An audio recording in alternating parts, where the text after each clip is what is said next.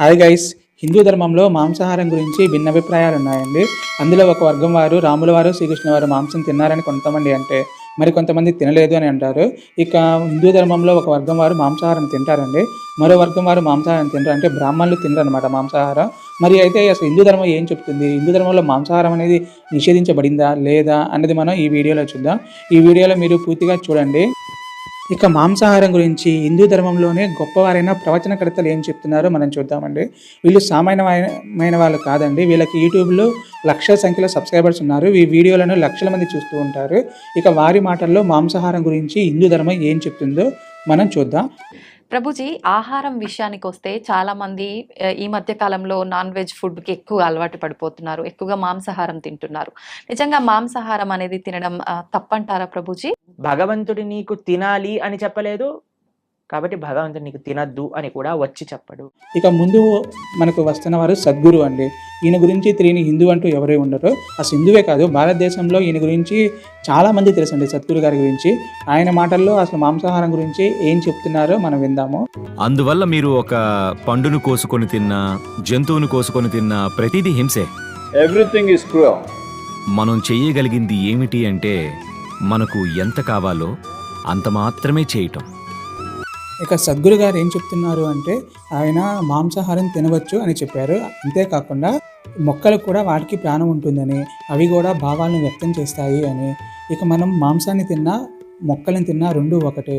ఇక ఈ శరీరాన్ని మనం పోషించుకోవాలి కాబట్టి ఈ మొక్కల్ని మనం తినవచ్చు, మాంసాన్ని మనం తినవచ్చు, రెండూ ఒకటే అని చెప్పి సద్గురు గారు చెప్పారండి. మనం ఇప్పుడు నండూరి శ్రీనివాసరావు గారి మాటల్లో విందామండి. ఈయన గురించి తెలియని తెలుగు హిందూ అంటూ ఎవరు ఉండకపోవచ్చు. ఈయనకి యూట్యూబ్లో లక్షల మంది సబ్స్క్రైబర్స్ ఉన్నారండి. ఈయన యొక్క వీడియోలు లక్షల సంఖ్యలో చూస్తూ ఉంటారు. ఇక మనం నండూరి శ్రీనివాసరావు గారు మాంసాహారం గురించి ఏం చెప్తారో విందాం. ఇదిగో ఎవరో స్వామీజీ చెప్పారు, మాంసాహారం తిన్నవాళ్ళు ఎవరు దేవుడు కాదట కదా. అలా అయితే మీ రామాయణంలో రాముడు మాంసం తిన్నట్టుంది, రాముడు దేవుడు ఎలా అవుతాడు అని. రాముడు క్షత్రియుడు, రాక్షస సంహారం చేయడానికి వచ్చాడు. అలాంటి రాముడు పప్పును గోంగూర పచ్చడి వేసుకు తిన్నాడు అనుకోండి, రాక్షస సంహారం చేసే శక్తి ఎక్కడి నుంచి వస్తుంది? ఆయన క్షత్రియుడు కాబట్టి మాంసాహారం తినడం ఆయన ధర్మం, ఆయన తిన్నారు. అలాంటివన్నీ మనం క్వశ్చన్ చేయకూడదు. ఇక మనకు నండూరి శ్రీనివాసరావు గారు 2 రకాల వాదనలు వినిపించారండి. అందులో మొదటి వాదన ఏంటి అంటే, జీవన్మృతుల విషయంలో వాళ్ళు మాంసం తింటున్నారా శాకాహారం తింటున్నారా అన్నది మనం చూడకూడదు అని ఆయన తెలియజేశారు. అంటే దేవుళ్ళ విషయంలో వారు మాంసం తింటున్నారా శాకాహారం తింటున్నారా అన్నది మనం పట్టించుకోకూడదు, చూడకూడదు అని ఆయన తెలియజేశారు. ఇంక రెండో వాదన ఏంటి అంటే, ఇక రాముల వారు మాంసం తిన్నారని చెప్పేసి ఆయన ధృవీకరించారు. ఇంకా దానికి విశ్లేషణగా ఆయన రాముల వారు భూమి మీదకి రావడానికి కారణం ఏంటంటే రాక్షస సంహారం చేయడం కోసం అని చెప్పేసి ఆయన ఒక క్షత్రియుడిగా అవతరించారు. అంటే ఆయనకి రావణ సంహారం చేయాలి కాబట్టి, అంటే రాక్షసుని చంపాలి కాబట్టి ఆయనకు శక్తి కావాలి. ఆ శక్తి ఎలా వస్తుంది అంటే మాంసం తింటే ఆయనకు శక్తి వస్తుంది. అందుకని చెప్పేసి మాంసం తీసుకున్నారు. అందులో తప్పేమీ లేదు, పాపమేమీ లేదు, దోషమేమీ లేదు అని చెప్పి ఆయన మనకు తెలియజేశారు. మనకి తర్వాత రాబోతున్న వారు శ్రీ గరికపాటి నరసింహాచారి.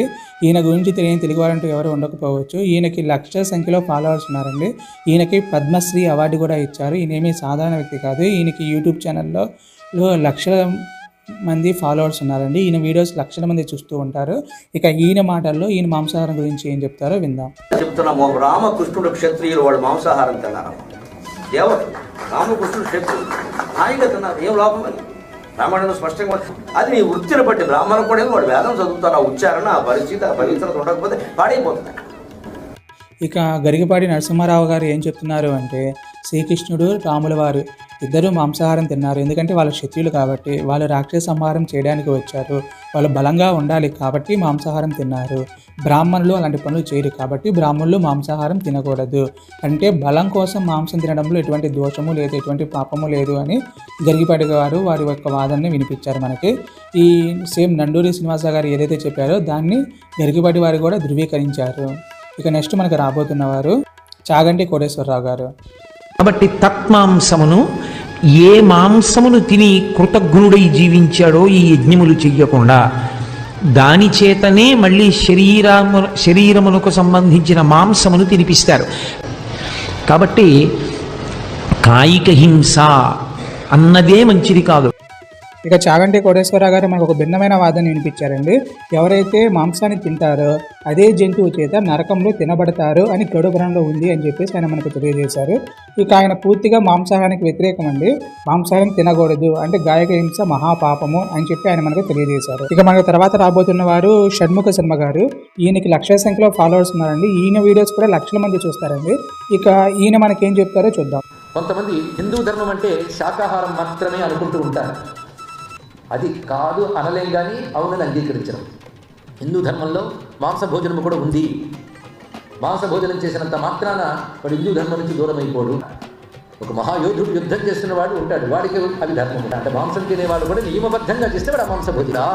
ఆదివారం నాడు భుజించరాదు.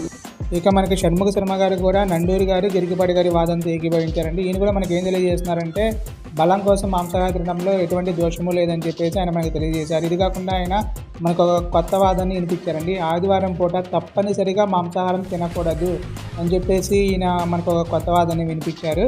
ఇక మనకి తర్వాత రాబోతున్న వారు మురళీ గారండి. ఈయనకి కూడా యూట్యూబ్ లక్షల సంఖ్యలో ఫాలోవర్స్ ఉన్నారండి. ఇక ఈయన మనకి ఏం తెలియజేస్తారో మనం విందాం. 4 జంతువులను చంపి ఒక లేడీ, ఒక రవిపంది, ఒక ఎనుబోతు, ఒక లేడీ వీటిని చంపి ఆయన వాళ్ళు ముగ్గురు కలుస్తున్నారు. లక్ష్మణుడు, సీత, శ్రీరామచంద్రుడు. ఉన్నప్పుడు సీతాదేవి అడుగుతుంది సుందరకాండలో ఎలా ఉన్నాడు రామచంద్రుడు అని. హనుమంతుడు చెప్తాడు, మా నా మాంసమో భుక్తి రామ నా మధుపానం ఉపసేవతి అని. అమ్మా రామచంద్రుడు మాంసం తింటలేదమ్మా అని చెప్తాడు. వీటన్నింటి నుంచి కూడా ఖచ్చితంగా అర్థమయ్యేది ఏంటంటే శ్రీరామచంద్రుడు, సీతాదేవి వీరంతా మాంసాహారులు. మనకి మురళి గారు కొన్ని రిఫరెన్స్ ఇచ్చారండి. అవన్నీ మన యూట్యూబ్ ఛానల్లో ఉన్నాయండి. మీరు ఆ వీడియో చూడండి, చూసి అందులో రిఫరెన్స్ ఒకసారి చెక్ చేసుకోండి. ఇక మనం ఫైనల్గా చూసినట్టయితే మాంసాహారాన్ని పూర్తిగా వ్యతిరేకిస్తుంది చాగంటి కోటేశ్వరరావు గారండి. ఈయన పూర్తిగా మాంసాహారాన్ని వ్యతిరేకిస్తున్నారు. ఇక సద్గురు గారు, మురళి గారు వీళ్ళు మాంసాహారాన్ని తినవచ్చేటువంటి దోషం లేదని చెప్పేసి మనకు తెలియజేశారు. ఇక నండూరి గారు, గరికపాటి గారు, ఇంకా షణ్ముఖ శాస్త్రి గారు వీళ్ళు అయితే బలం కోసం మాంసాహారం తినడంలో ఎటువంటి పాపము లేదు. ఇక వీళ్ళు కూడా రాముల వారు మాంసాహారం తినాలని చెప్పేసి వాళ్ళు ఒప్పుకున్నారండి. ఒప్పుకొని ఇక బలం కోసం మాంసాహారం తినడంలో ఎటువంటి దోషం లేదని చెప్పేసి మనకు తెలియజేశారు. ఇక మనకి షణ్ముఖ శాస్త్రి గారు అయితే ఆయన ఒక ముందు అడుగు వేసి ఆయన మనకి ఆదివారం పూట తప్పనిసరిగా మాంసాహారం తినకూడదు, అది పూర్తిగా నిషిద్ధం అని చెప్పేసి మనకు తెలియజేశారు. ఇక ఎవరైతే సైన్యంలో కానీ ఏదైనా బలమైన పనులు చేసే వాళ్ళు ఎవరైతే ఉన్నారో వాళ్ళు మాంసాహారం తినొచ్చు అని చెప్పేసి ఇక్కడ ఒక బలమైన వాదన అయితే మనకి ఫైనల్గా అర్థమైంది.